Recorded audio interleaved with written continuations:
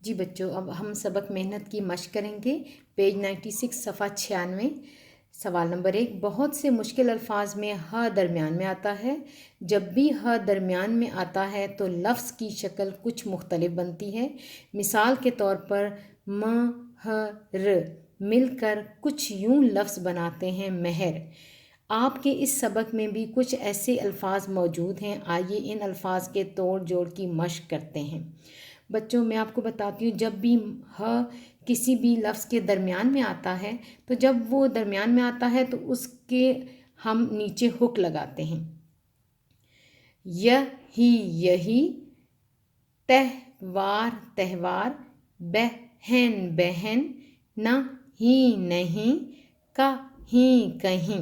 سوال نمبر 2، نیچے دیے گئے جملوں میں کچھ الفاظ کے نیچے لکیر لگائی گئی ہے، ان الفاظ کے معنی پر دائرہ بنائیں۔ اے نونہال بچوں، محنت سے کام کرنا، نونہال کم عمر۔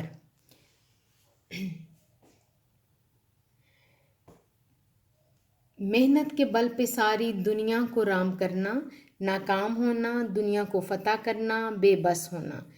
رام کرنا، دنیا کو فتح کرنا۔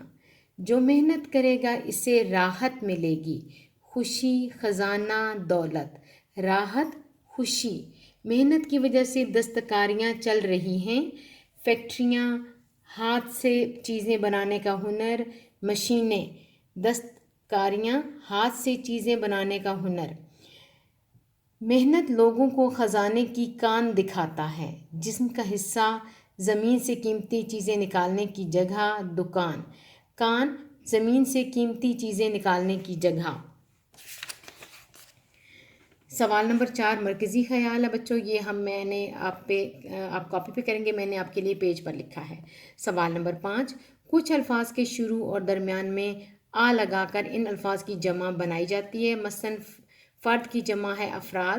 نیچے ٹیبل میں کچھ الفاظ دیے گئے ہیں، ان واحد الفاظ کی جمع لکھیں۔ واحد جمع، قوم، اقوام۔ فوج، افواج، یہاں الف کا استعمال ہوا ہے۔ طرف، اطراف۔ عدد، اعداد۔ شکل، اشکال۔ یہ کام آپ مشق کا کتاب پر کریں گے۔